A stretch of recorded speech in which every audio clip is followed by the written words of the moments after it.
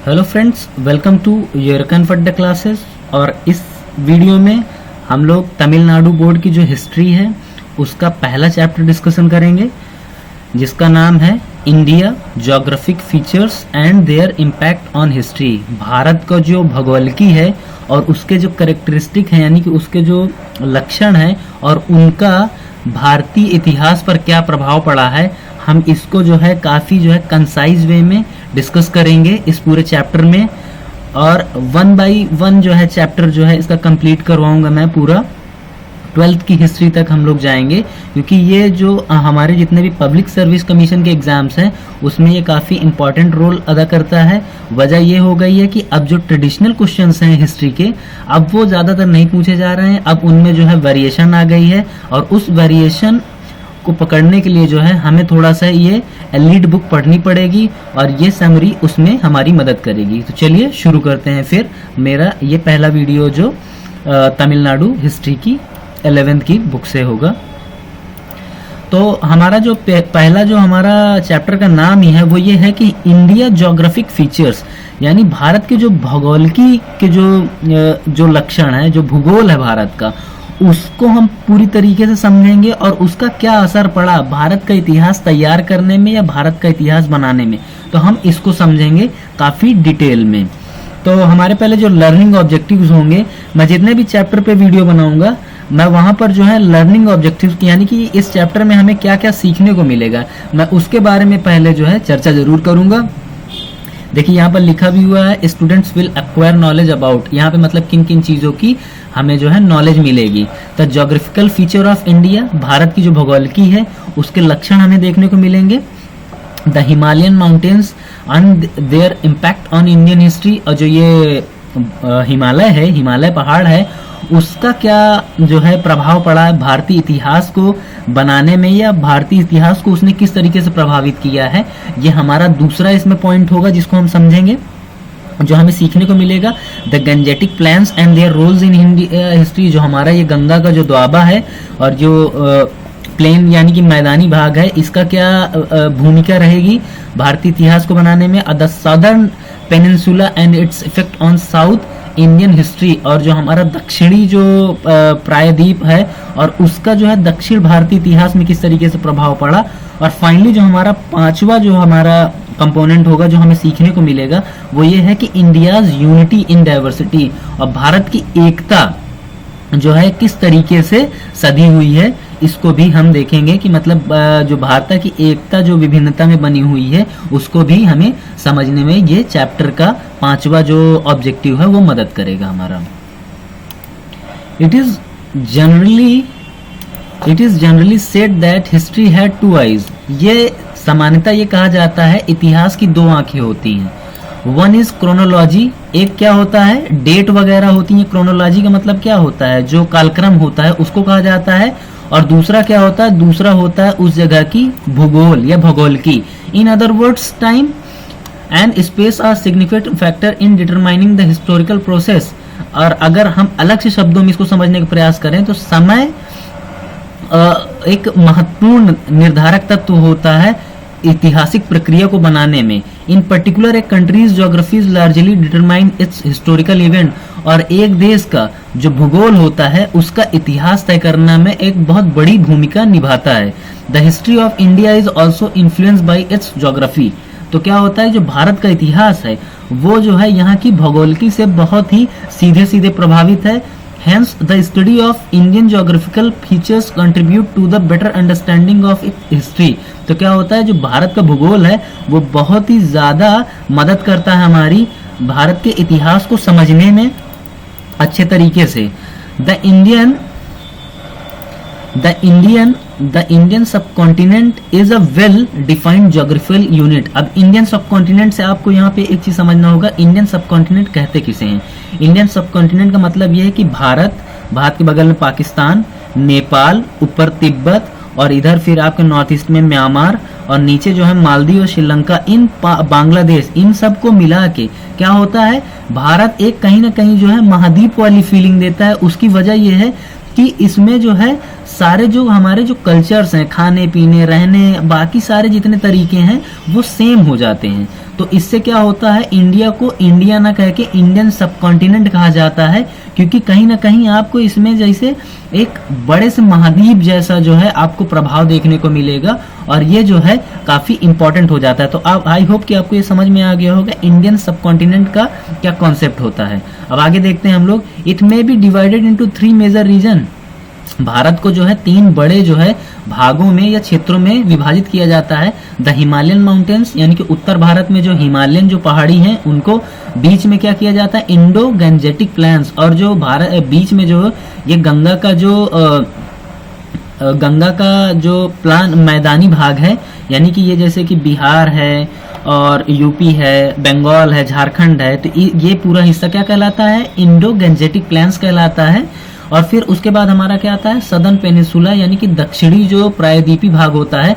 यहाँ पे मैं आपको एक कॉन्सेप्ट और बता देता हूँ। प्रायद्वीप का मतलब क्या होता है, एक ऐसा हिस्सा जो 3 तरीकों से, 3 तरफ से पानी से जो हो सटा हुआ हो, और उसका जो मेन लैंड का एक हिस्सा हो वो भूमि से जुड़ा हुआ, तो वो क्या कहलाता है, पेनिनसुला कहलाता है। ये आपको मैंने ये कॉन्सेप्ट बताया पेनिनसुला क्या होता है। There are 5 countries in the subcontinent। अब देखिए मैंने आपको सब कॉन्टिनेंट के बारे में पहले बता दिया कौन कौन सी कंट्रीज हैं, इंडिया, पाकिस्तान, बांग्लादेश, नेपाल एंड भूटान।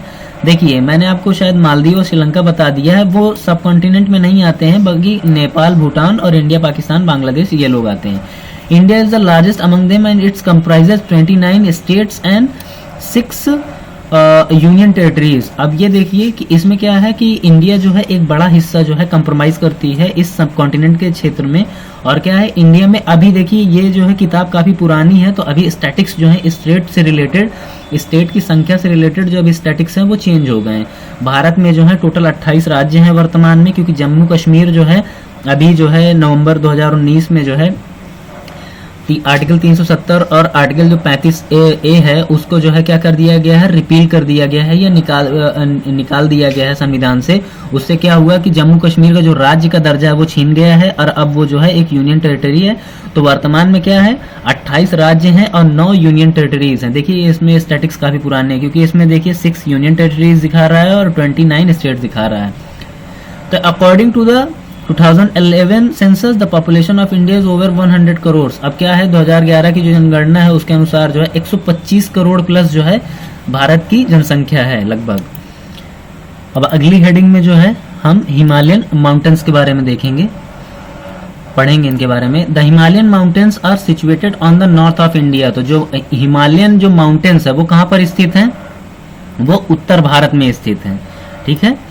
और starting from the Pamir in the extreme north west of India. तो यहाँ पे आप पामीर, क्या पामीर एक तरीके गांठ है या पर्वत का श्रृंखला है, जहां पर से अलग अलग तरीके से जो है चारों डायरेक्शन में पर्वत जो है फूटते हैं, ठीक है। तो इसीलिए कभी कभी पामीर की गांठ जैसे शब्दों का भी इस्तेमाल पामीर को जो है संबोधित करने के लिए किया जाता है। The mighty Himalayan range extend towards north east.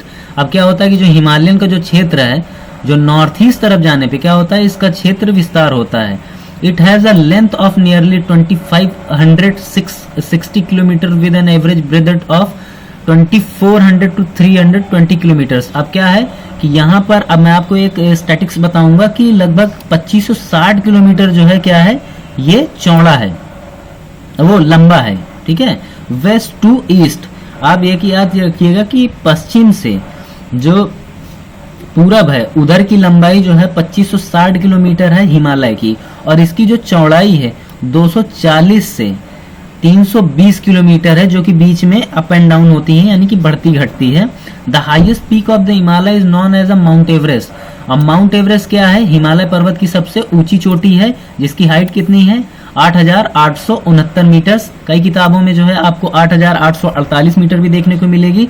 ये क्या होता है कि ये थोड़ा से स्टैटिक डिफरेंसेस होते हैं, लेकिन आप जब पेपर वगैरह में देखेंगे तो आपको 8,848 8,849 मीटर्स दिखेंगे आपको।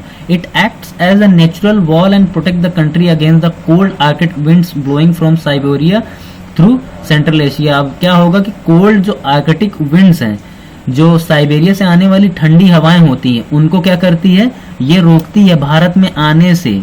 नहीं तो भारत में जो है ये जो खास करके उत्तर का पूरा भाग है, बिहार, यूपी, उत्तर प्रदेश, वेस्ट बंगाल या फिर उत्तराखंड और उसके बाद भी जो हरियाणा, हिमाचल प्रदेश है, ये सब जो है पूरी कश्मीर जैसा हो जाएगा, एकदम फ्रीज हो जाएगा। तो ये जो है एक तरीके की वॉल जैसा प्रोटेक्शन करता है। This keeps the climate of the northern India Fairlie warm. और ये क्या करता है कि जो भारत का जो उत्तरी भाग है इसको गर्म करने में मदद रखता है, क्योंकि ये क्या करता है कि जो ठंडी हवाएं आती हैं उनको रोकता है, तो इससे ये जो है गर्म रहता है। The Himalaya region is mostly inhospitable in winter and generally covered with snow. जो हिमालय जो रीजन का जो क्षेत्र है वो मतलब कि बर्दाश्त करने लायक नहीं होता है ठंड के दिनों में, इतनी ज्यादा वहां पे फ्रीजिंग होती है, मतलब कि बर्फ जमा होता है, एकदम कड़ाके की ठंड होती है वहां पर। It was considered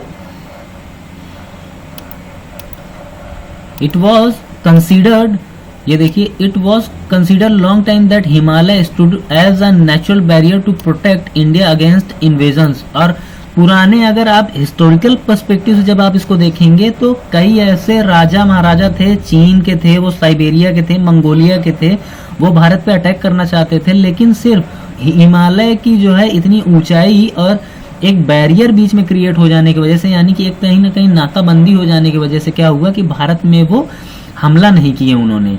but the passes in the north west mountains such as a Khyber, Bolan, Kurram and Gomal.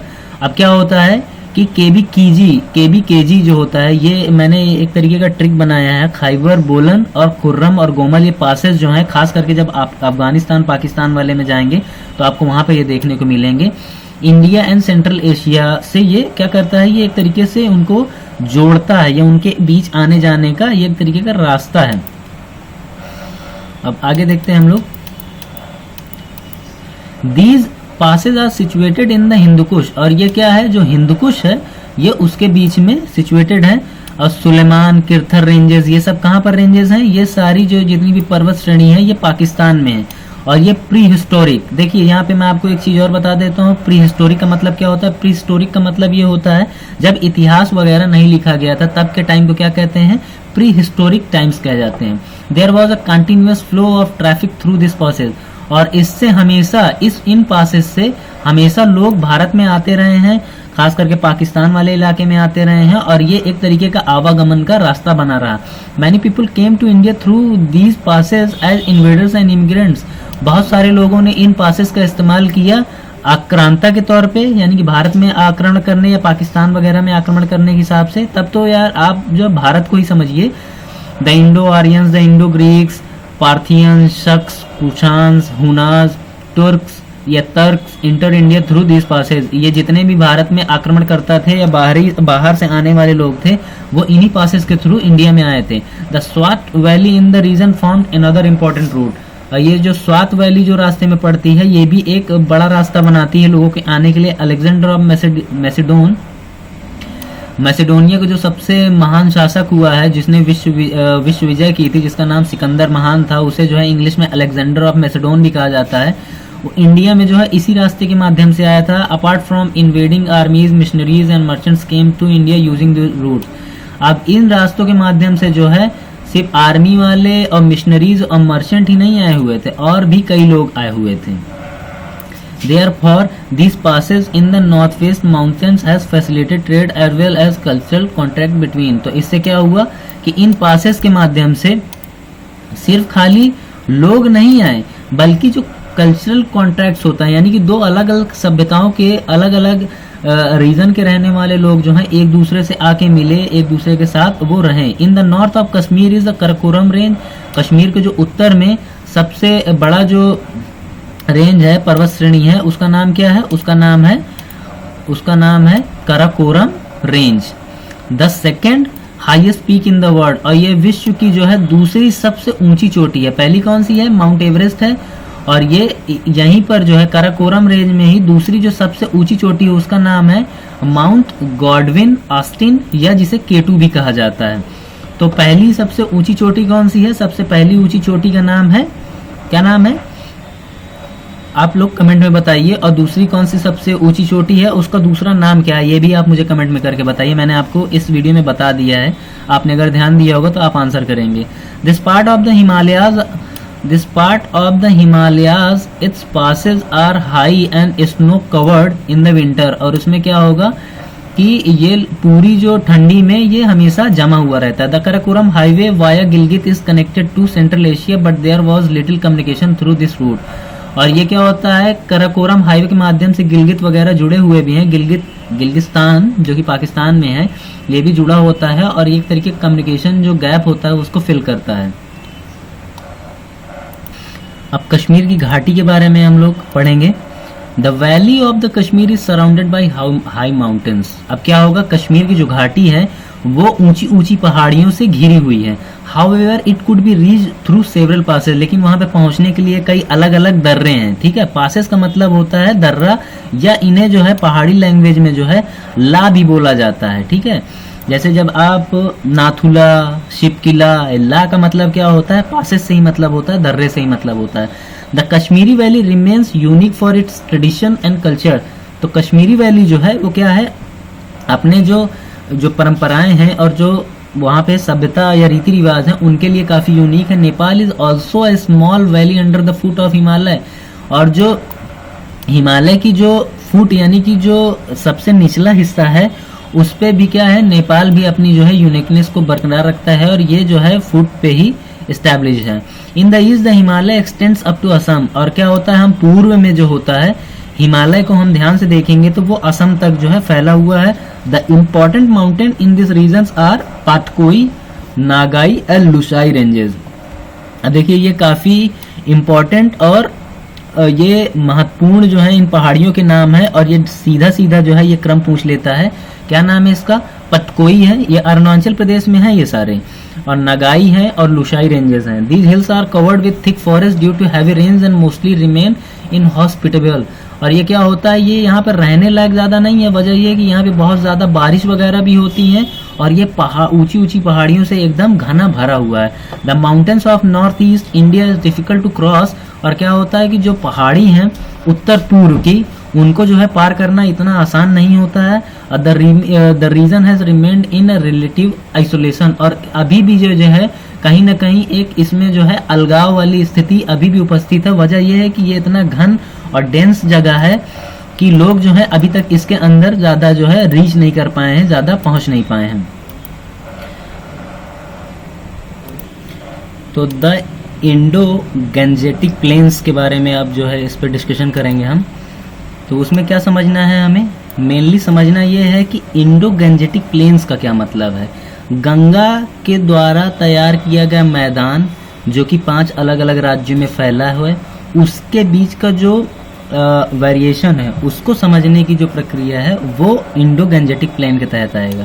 तो इसमें क्या होगा कि Indo Gangetic plain is irrigated by 3 important river. तो जो इंडो गंजेटिक जो पूरा प्लेन है यानी कि गंगा का जो मैदानी भाग है उसको क्या है, 3 सबसे इम्पोर्टेंट रिवर्स हैं जो उसमें इन्वॉल्व हैं। वो कौन है, पहले नंबर पे गंगा आ जाएगी हमारी, दूसरे पे क्या आएगी, इंडस, जिसे क्या बोला जाता है, सिंधु नदी भी बोला जाता है। क्या बोला जाता है, सिंधु नदी बोला जाता है। तीसरी हमारी जो सबसे इम्पोर्टेंट नदी है वो है ब्रह्मपुत्रा नदी।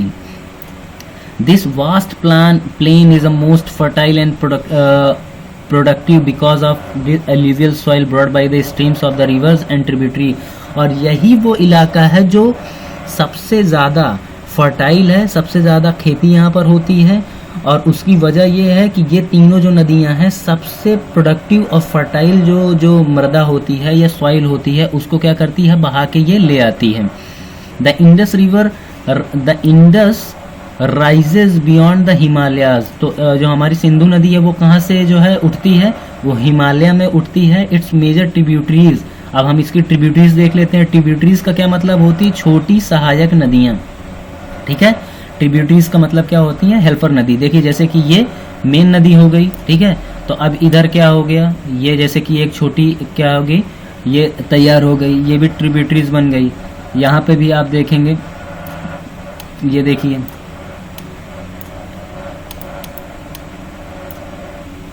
ये जो है इस तरीके से ये बनता हुआ जाएगा। अब उसके बाद क्या देखेंगे, इसमें कौन कौन सी है, झेलम है, चेनाब है, रवि है, सतलज है, ब्यास है। देखिए इसमें जैसे कि आप झेलम, चेनाब, तो इनको क्या करेंगे, ये देखिए ये पाकिस्तान में जो है, पाकिस्तान के अंडर में रहती हैं। बाकी जैसे कि रवि है, सतलज है, व्यास है, इनको नाम के माध्यम से भी आप याद रखिएगा, ये इंडिया में फ्लो करती हैं या इनका इंडिया की दावेदारी है, क्योंकि जो इंडस रिवर है उस पे एक ट्रिटी भी इंडिया की पाकिस्तान के साइन है, तो आप ये याद रखिएगा। The Punjab plains are benefited by the Indus river system.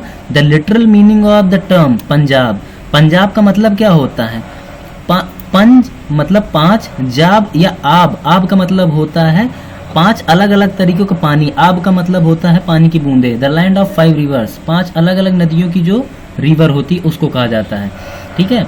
Sindh is situated at the lower valley of the Indus, तो जो निचला जो घाटी है उसी पे जो है क्या है, सिंध जो है स्टैब्लिश है या स्थित है। The Indus plain is known for its fertile soil, और इंडस जो प्लेन है वो अपनी फर्टाइल सॉइल के लिए काफ़ी जाना जाता है, यानी कि उपजाऊ मिट्टी के लिए।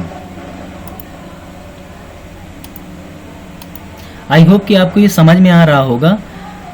दरअसल पहला चैप्टर है तो थोड़ा सा जो है इसको एलेबरेट करने में थोड़ा सा प्रॉब्लम हो रही है, लेकिन ऐसा नहीं होगा, आपको जो है क्वालिटी कंटेंट ही मिलेगा।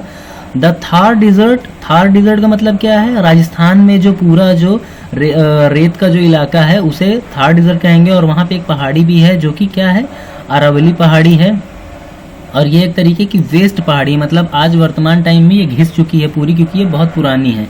Between the Indus and Gangetic plains, तो इंडस सिंधु नदी और जो गंजेटिक प्लेन्स है उसके बीच में ही थार डिजर्ट है और अरावली की पहाड़ियाँ भी स्थित हैं। माउंट आबू जो है is the highest point, 5650 feet की सबसे ऊंची जो पहाड़ी है या पीक है वो कौन है, वो माउंट आबू है। ये कहाँ है, अरावली हिल पे ही स्थित है, राजस्थान और गुजरात के बॉर्डर पे। द गंजेस रिवर इज, गंजेस भी से बोलते हैं गंगा को, river rises in the Himalaya, ये हिमालय से निकलती है, फ्लोस, तो जो हमारी गंगा नदी है वो किधर की तरफ बहती है, पूर्व की तरफ बहती है वो, यानी कि भारत की पूर्व दिशा में। The river Yamuna flows almost parallel to the Ganga. अब क्या होती है, जो यमुना नदी है वो क्या करती है, गंगा के समानांतर वो भी बहती है और बाद में ही गंगा को ज्वाइन कर लेती है। तो एक चीज ये समझ में आई कि यमुना जो है गंगा की क्या है, ट्रिब्यूटरी नदी है, यानी कि सहायक नदी है। The area between these two reverse is called Doab, ठीक है। तो जो गंगा और यमुना के बीच का जो क्षेत्र है यही जो है दोआब कहलाता है, और इसका मतलब क्या है, दोआब से दो अलग अलग नदियों का क्या है, जंक्शन है ये, यानी कि दो की संख्या बता रहा है, 2, आब का मतलब है पानी से मतलब है या नदी से मतलब है, तो दोआब का मतलब आप आई होप समझ गए होंगे। Meaning the land between 2 reverse, 2 नदियों के बीच की जगह को क्या कहते हैं, दोआब कहते हैं। The important tributaries of the Ganges are, क्या है, गंगा, वो गोमती है जिस पे लखनऊ बसा हुआ है, सरयू, घाघरा और गंडक है। और सरयू पे कौन बसा हुआ है, अयोध्या है, घाघरा जो है बिहार में है, और गंडक भी जो है बिहार में ही बहती है। और आगे चल के पूर्व में क्या होगा कि जो गंगा है वो जो है अपने मैदानों से आगे निकल के क्या होगा, ब्रह्मपुत्र नदी से मिल जाती है, मर्ज हो जाती है। The river Brahmaputra rise beyond the Himalayas, ये भी जो है हिमालय के पास ही, ये भी इसका जो उद्गम स्थल है जहां पर से ब्रह्मपुत्र निकलती है वो भी हिमालय में ही है। Flows across Tibet and then continues through the plains of north east India. पहले ये क्या करती है कि ये तिब्बत में थोड़ी देर बहती है ब्रह्मपुत्र नदी। In the plain it is a vast but a slow moving river forming several islands, और ये कई धीमे धीमे बहते हुए कई आइलैंड्स बनाते हुए, आइलैंड्स का मतलब क्या होता है, टापू।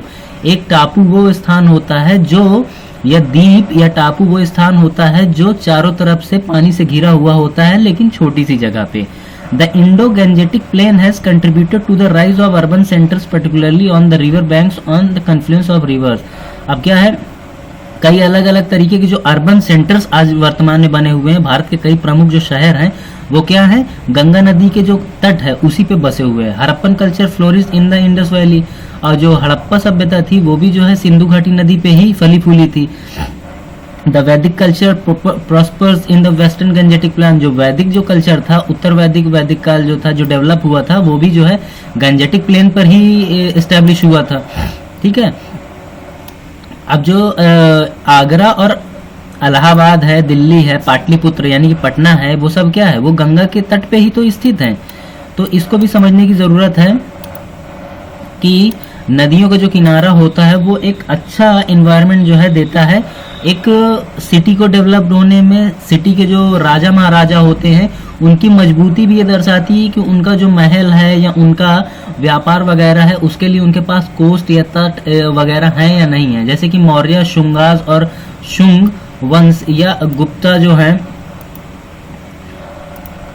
उनका जैसे कि शासन के बारे में देखे थे, इनकी मजबूती का एक जो सबसे इम्पोर्टेंट कारण क्या था, वो भी एक इम्पोर्टेंट कारण यही था कि उन्हें जो है इस चीज़ के बारे में आइडिया था कि कोस्ट पे रहने पे डेवलपमेंटल फ़ायदा ज़्यादा होंगे। देखिए, जो भारत की जो सबसे प्रमुख शहर रहा है इतिहास के दौर से ही, वो क्या रहा, गंजेटिक प्लेन यानी कि गंगा का जो मैदान है उसके पश्चिम में स्थित है और उस जगह का क्या नाम है, दिल्ली है। Most of the decisive battles of Indian history, भारतीय इतिहास के जो सबसे बड़े युद्ध हैं जैसे कि कुरुक्षेत्र का युद्ध महाभारत के टाइम में, तराइन का युद्ध जब एंट्री लेते हैं कौन, मोहम्मद गोरी वगैरह, और पानीपत का युद्ध जो कि अपने आप में क्या है, इंडियन गेम चेंजर्स ये साबित हुए हैं भारतीय इतिहास में, खास करके दिल्ली में ये हुआ। Also this plain had always been a source of temptation and attraction for the foreign invaders. तो यहाँ पर एक चीज ये भी देखने के लिए होती कि विदेशियों के मन में जो लालसा आया भारत को लेके, या भारत को लेके जो उनके अंदर एक आइडिया आया कि भारत कैसा हरा भरा हेल्दी वेल्दी होगा, तो हम वहां पर अगर पहुंचे तो हमें क्या होगा कि हमें बहुत सारा जो है वेल्थ मिलेगा। तो ये सारी जो अट्रैक्शन और टेम्पटेशन का भी जो है कहीं ना कहीं केंद्र बना रहा, जो कि दोआबा था। Important powers fought for the position of these plains and valleys, specially Ganga Yamuna Doab prove to be the most coveted and contested. अब ये क्या है कि इससे एक चीज समझ में है कि जो गंगा यमुना का दोआब है ये बहुत ही ज्यादा लोगों के बीच में जो है प्रतिद्वंदिता का हमेशा जो है एक कारण बना रहा। The rivers in this region served as the arteries of the commerce and communication. यहाँ पर बहने वाली जो नदियां हैं वो हमेशा जो है व्यापार और एक दूसरे से जुड़े रहने में बहुत मदद करती हैं। In ancient time it was difficult to make roads. प्राचीन काल में आप सभी जानते हैं कि रोड्स वगैरह बनाना इतना आसान नहीं था। Man and materials were moved by boat, और आदमी और वस्तुएं जो होती थी या सामान वगैरह जो होते थे वो क्या होता था, बोट के द्वारा एक स्थान से दूसरे स्थान पर ले जाते थे। The importance of the reverse for communication continued till the days of east India. और जो नदियों की जो महत्वाकांक्षा है वो जो है ईस्ट इंडिया कंपनी के बने रहने तक था। अब हम लोग आ जाते हैं द सदर्न पेनिनसुला, यानी कि दक्षिण के जो प्रायद्वीपी भाग है उसका इंडियन हिस्ट्री में क्या महत्व है उसको भी हम देखेंगे। The Vindhya and the Satpura, देखिए मध्य प्रदेश का जो हिस्सा है वहां पर क्या होगा कि विंध्य और सतपुड़ा जो माउंटेन्स है उसमें नर्मदा नदी जो वगैरह है वो भी क्या है, फैली हुई है। ताप्ती रिवर भी है जो डिवाइड करती हैं उत्तरी भारत को दक्षिणी भारत से। तो ये याद रखिएगा कि डिवाइडर कहाँ से शुरू होता है, नर्मदा, सतपुड़ा, विंध्या, ताप्ती, यही लोग डिवाइड करती हैं। The plateau to the south of the Vindhya mountains is known as a Deccan plateau. ठीक है, तो जो प्लेटो है विंध्या के पार जो जितना भी दक्षिण में जो पहाड़ी इलाका है, पठारी इलाका है, देखिए पहाड़ी और पठारी में डिफरेंस भी समझ लीजिए कि 1000 मीटर से जो कम होता है वो क्या कहलाएगा, वो प्लेटू कहलाएगा, और 1000 मीटर से जो ऊंचा होता है वो क्या कहलाएगा, 1000 फीट या मीटर से वो कहलाएगा माउंटेन्स कहलाएगा। In consist of volcanic rock which is different from the northern mountains, और इधर की जो मिट्टी वगैरह है वो भी क्या होंगी, डिफरेंट है। और जब जैसे जैसे हम इधर आगे बढ़ते जाएंगे हमें बहुत सारे रॉक कट यानी कि जो पत्थर को डायरेक्ट काट के यानी कि पहाड़ को काट के जो मोंटेसरीज या मंदिर वगैरह जो हैं इधर बनाए गए हैं दक्षिण में, ये हमें काफ़ी देखने को मिलेंगे। जैसे कि आप जब महाराष्ट्र में जाएंगे तो वहाँ पे जो है आपको कैलाश जो है शिव भगवान का जो है आपको एक मंदिर देखने को मिलेगा जो कि एक पूरे पहाड़ को कार्व्ड आउट करके यानी कि उसकी काट छाट करके जो है एक विशालकाय मंदिर का जो है नमूना बनाया गया है, जो कि आपको डेक्कन के तरफ जाने पे देखने को मिलेगा। The Deccan प्लेटू is flanked by the Eastern Ghats and the Western Ghats. अब ये क्या है, जो ईस्टर्न घाट और वेस्टर्न घाट में बसा हुआ है, वो बटा हुआ है। कौन? डेक्कन प्लेटू या दक्षिण भारत का जो पूरा हिस्सा है उसके बारे में बात हो रही है। The Coromandel coast stands between the Eastern Ghats and the Bay of Bengal. Bay of Bengal और ईस्टर्न घाट के बीच में जो जगह स्थित है उसका क्या नाम है? कोरोमंडल नाम है। इसको जो है आप जो है GCB या CGB, इससे भी आप इसको याद रख सकते हैं।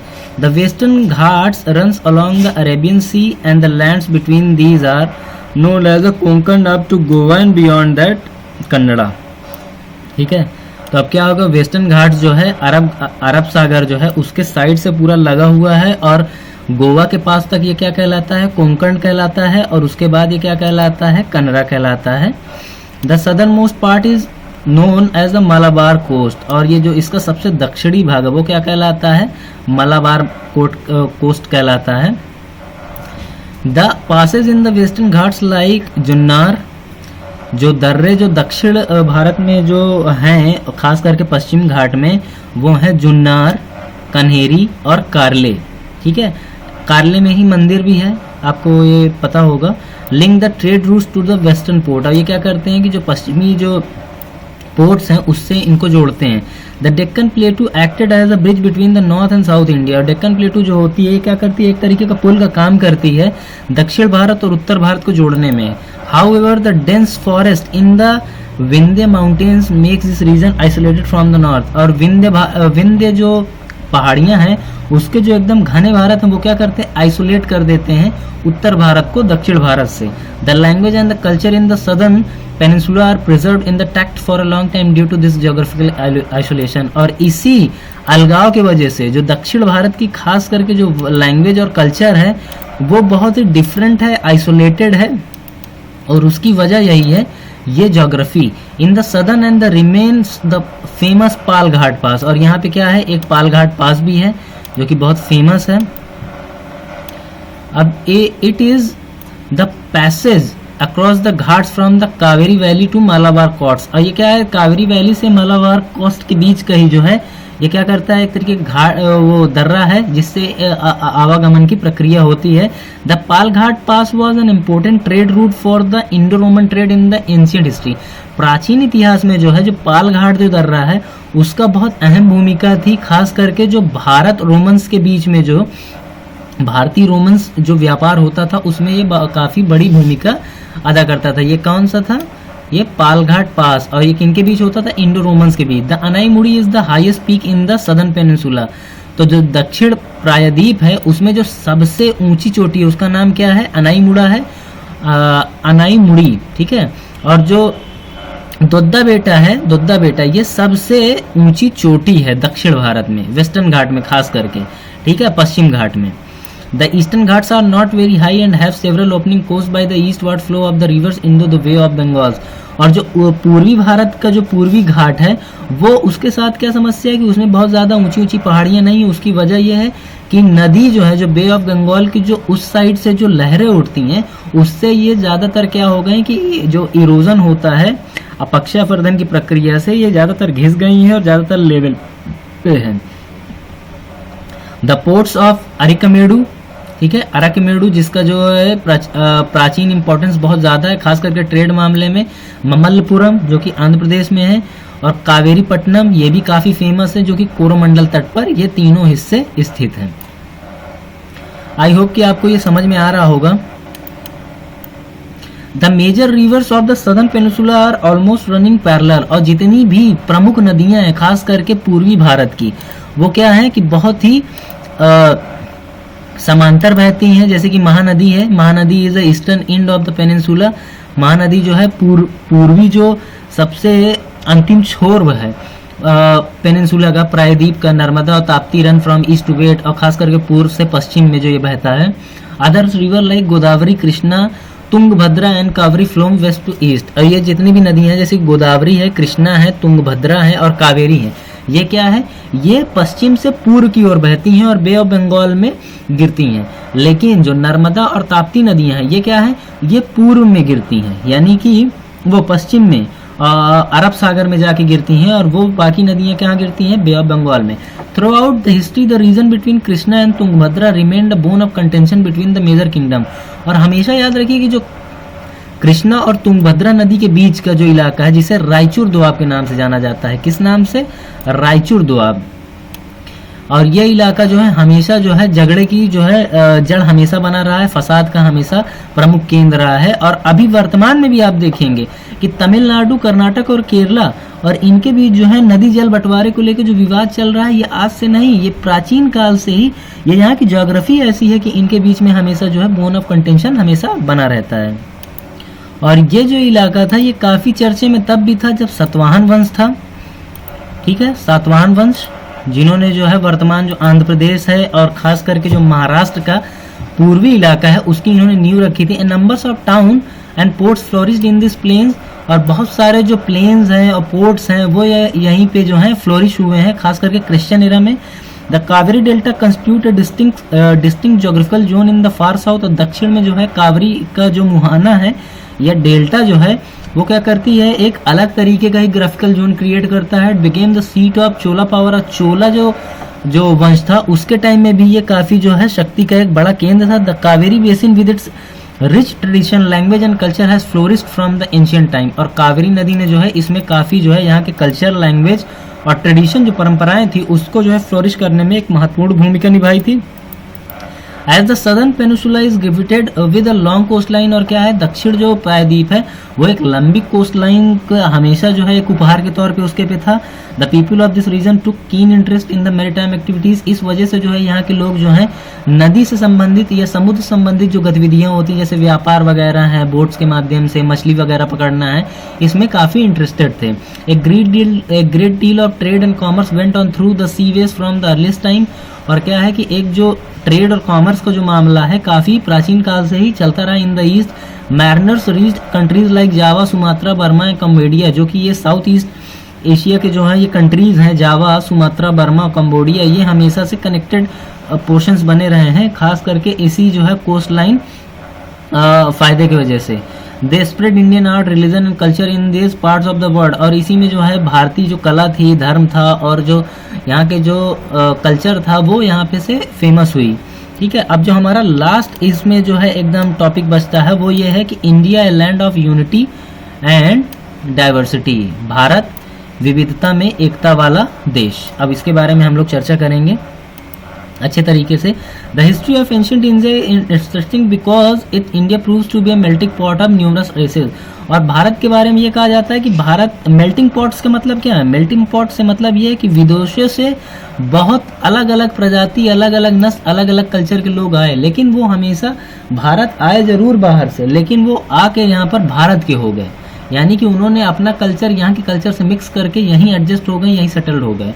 The pre Aryans, the Indo Aryans, the Greek, the Scythians, the Hunas, the Turks, ये जितने भी लोग आए इन्वेडर्स के तौर पे, मेड इंडिया देयर होम, इन्होंने भारत को अपना घर बना लिया। ईच इथनिक ग्रुप, ये जितने भी रेस पे आधारित जितने भी अलग अलग कल्चर के लोग थे, all these peoples mixed up so inextricably will one another that at present none of them can be identified their original form।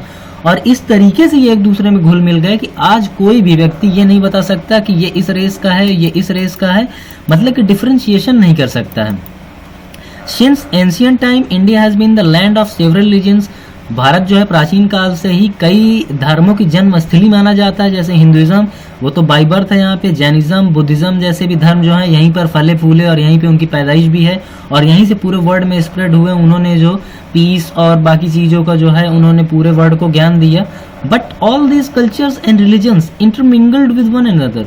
तो ये सारे सभ्यता और धर्म जो है क्या हुआ, एक दूसरे से मिल के जो है इन्होंने और स्प्रेड किया। Although Indian peoples speak languages, practice different. अब इससे क्या हुआ कि यहाँ के जो इंडिया के लोग थे वो अलग अलग धर्मों की प्रैक्टिस वगैरह करते थे और उनको फॉलो भी करते थे और उसी का प्रचार प्रसार भी उन्होंने लगातार किया। फाइनली हम लास्ट पैराग्राफ में आ गए हैं। तो religions and observe different social customs, और अलग अलग तरीके की जो प्रथाएं हैं उनको भी इसी सारी चलते, यानी कि बाहरी लोगों के आने की वजह से और एक साथ मिलजुल के रहने के साथ जो है क्या हो गया, पूरा जो हमारा समाज है पूरी तरीके से डाइवर्स हो गया। इसीलिए जो है भारत को विविधता में एकता वाली जो कहावत है बहुत मशहूर है। In fact the ancient stove for unity, जो भारत में जो एकता है वो प्राचीन काल से बनी है। They looked upon his vast सब कंटिनेंट एट वन हैंड, और हमें जो है इसको जो है पूरा एक जो है उप महाद्वीप के तौर पे देखना चाहिए। द नेम भारतवर्ष, जो भारतवर्ष जो नाम है उसका मतलब ही यही होता है कि भारत, जो कि एक पूरी country, after the name of an ancient tribe called the Bharatas, जो कि एक प्राचीन जो जनजाति रहती थी यहाँ पे जिनका नाम था भारताज या भारत, उन्हीं के नाम पे जो है भारतवर्ष रखा गया। और ancient poets, philosophers and writers viewed the country as an integral unit, और क्या है कि जो ये पूरा जो भारत है उसको क्या है, इसी वजह से जो है ये एक इंटीग्रल यूनिट बनता है, मतलब कि ना टूटने वाले एक तरीके का संघ जैसा क्रिएट होता है। The kind of political unity was attained at least twice during the Mauryan and Gupta empire, और मौर्यन और गुप्ता एम्पायर के टाइम में भी जो है एक बड़ा जो है संघ क्रिएट हुआ था, और जिसने जो है मतलब पूरे भारत को एकजुट किया था। The unity of India was also recognise by foreign, जो विदेशी है उन्होंने जो है भारत की एकता पे भी उन्हें बहुत आश्चर्य हुआ, उन्होंने इसे रिकग्नाइज भी किया। The first came in to contact with the people living on the Sindhu, अब वो सबसे पहले जो जिन लोगों के संपर्क में आए वो सिंधु नदी के किनारे रहने वाले लोग थे। So they name the whole country for this river, इसी वजह से उन्होंने जो है क्या किया कि पूरे भारत के उस नदी के आसपास रहने वाले लोगों का नाम जो है उन्होंने क्या रख दिया, सबका इंडस जो है रख दिया। The word Hind is derived from the Sanskrit term Sindhu, तो जो हिंद शब्द है वो क्या है, संस्कृत टर्म है, इसका मतलब सिंधु होता है। And in course of time the country came to known as a Indian, Greek and Hind in Persian and Arabic language, और फिर क्या हुआ बाद में जो है इसे ही इंडिया जो है ग्रीक लैंग्वेज में बोला जाने लगा, और जो हिंद है वो पर्शियन और अरबिक लैंग्वेज में बोला जाने लगा इसे।